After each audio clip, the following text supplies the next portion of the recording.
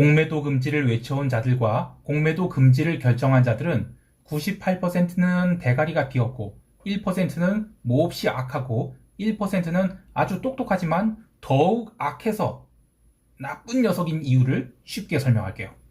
2023년 11월 5일 일요일 금융위원장 김주현은 내년 6월까지 공매도 전면 금지 및 전향적인 공매도 제도 개선 추진을 밝혔습니다.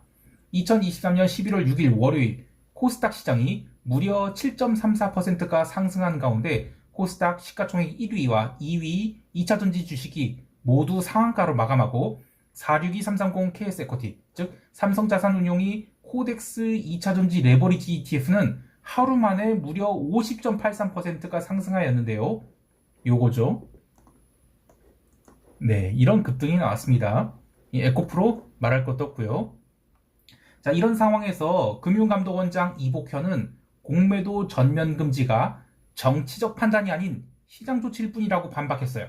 이는 2024년 4월 총선이 예정되어 있는 상황에서 금융감독 당국이 불법 공매도를 강력하게 처벌하고 제도 개선을 할 것, 이거는 뭐 당연한 이야기지만 그 이상의 액션을 했다, 이런 주장이 있고, 또 이로 인해서 개인 투자자가 다수 평가 손실을 입고 있는 2차전지 관련 주식이 숏커버를 유발시킬 것인데, 이는 합리적인 판단으로 공매도 포지션을 취한 투자자들에게는 정치적 리스크로 여겨질 수 있는 우리 자본시장이 발전에 역행하는 행위였다라는 주장에 대한 반박이었습니다. 자, 여기까지가 현재까지 흐름이고, 이것이 장기적인 관점에서 우리 시장을 어떻게 망가뜨릴 것인지를 아주 쉬운 예를 통해서 설명하겠습니다. 저희 막내 동생은 이른바 린저씨 세대예요. 리니지가 처음 나왔을 때부터 열심히 게임을 했는데 왜 아이템을 구매하는데 현실이 돈을, 그것도 상당히 큰 금액을 지불하는지 물어보면, 일반적인 게임 플레이로는 아이템을 획득하기에 지나치게 많은 시간이 소요되고 그러다 보면 지루한 게임 플레이를 하기 때문에 그 투입하는 시간 비용을 단축하려고 아이템을 구매한다, 이런 얘기를 했어요. 그리고 자신이 좋은 아이템을 갖고 있지 않다라면 게임을 더 진행하기 어려울 정도로 강한 보스를 만나서 패배하게 되거나, 또는 심지어 다른 유저들에게 공격당해서 아이템을 빼앗길 수 있기 때문에 아이템을 구매해야 된다, 이런 얘기를 했죠.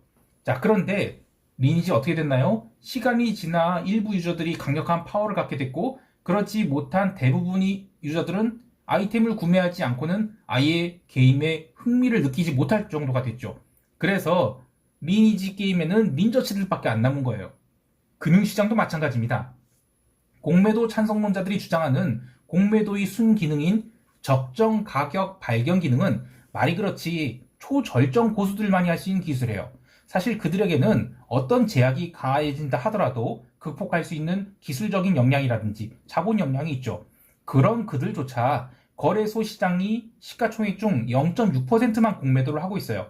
코스닥 시장도 마찬가지로 시가총액이 1.6%만 공매도를 하고 있죠. 그 이유는 공매도는 결코 시장이 주가 될 수 없기 때문입니다. 공매도가 나와서 뭐 주가 하락을 얻어맞고 있는 투자자가 두려워할 것 같으세요? 아니면 공매도를 하고 있는 투자자들이 훨씬 더 큰 두려움을 느낄까요? 후자입니다. 공매도 친 사람들은 굉장히 늘 무서움을 떨면서 공매도를 하고 있는 거예요. 왜냐하면 말도 안 되는 가격이라고 해서 숏을 했는데 더 말도 안 되는 광기에 의해서, 아니면 지금과 같은 갑작스러운 정책 리스크로 인해서 눈물을 머금고 숏을 걷어내야 되는 리스크에 언제든지 노출될 수 있기 때문이죠. 그래서 자기가 언제든지 빠져나올 수 있는 규모만큼만 포지션을 잡는 것입니다. 그래서 그 공매도 투자는 절대 투자의 주가 될 수 없어요. 금융감독원이 2021년 9월부터 2022년 5월까지 불법 공매도 사건을 조사하면서 HSBC와 BNP 파리바에 대해서 기록적인 벌금을 부과할 것으로 알려졌는데, 이들이 불법 공매도 거래액은 거래대금이에요. 160억에 불과합니다. 거래이익이 아니에요. 거래대금만 160억입니다. 불법 공매도의 거래대금이 160억이다. 그러면 합법적인 공매도 거래대금은 그보다 훨씬 더 클 것이다, 이런 주장이 나올 수도 있죠. 자, 그런데 전체 공매도 잔액이 시가총액 중 일부, 특히 극히 일부만 차지한다는 것을 고려한다면 사실 이들이 공매도를 해서 얻는 이익은 그리 크지 않음을 추측할 수 있어요. 게다가 이들이 불법 공매도는 고의적이라기보다는 트레이딩 시스템 오류와 같은 어떤 주문 집행단에서의 문제인 경우가 많은데, 이는 오래전부터 금융당국이 불법 공매도에 대해서 여러 차례 경고한 상황에서 고의적인 불법 공매도를 해서 얻을 수 있는 이익보다 과징금이라든지 혹은 징계 같은 손실이 훨씬 더 클 수 있다는 인식이 기관이나 이른바 그 사악한 외국인 투자자들에게도 충분히 퍼져 있기 때문이죠. 따라서 이번 공매도 금지 결정은 불법 공매도 투자자들에 대한 응징 정도가 아니죠. 합리적인 공매도 투자자들에게도 불가피한 숏커버를 강요한 셈이에요. 그로 인해서 그동안에 2차 전지에 물려있던 개인 투자자들이 평가 손실을 줄여준 결과를 낳았죠. 이것이 명백히 정치적 결정이 아니고 뭡니까? 이로 인해서 우리 시장은 신규 숏 포지션 진입이 내년 총선 이후로 미뤄지게 됐어요. 그러면 이후에는 어떻게 움직이냐? 글로벌 금융시장의 흐름과 다른 템포와 파워로 움직일 가능성이 커졌어요. 그러면 이는 시장이 가격 발견 기능을 더 어렵게 하고 합리적인 투자자들이 설 자리를 잃게 하고 인베스터가 아닌 특급 트레이더들만이 살아남게 되는 시장이 될 거예요. 그 특급 트레이더들이 동학개미가 될 수 있을까요? 전혀 아니죠.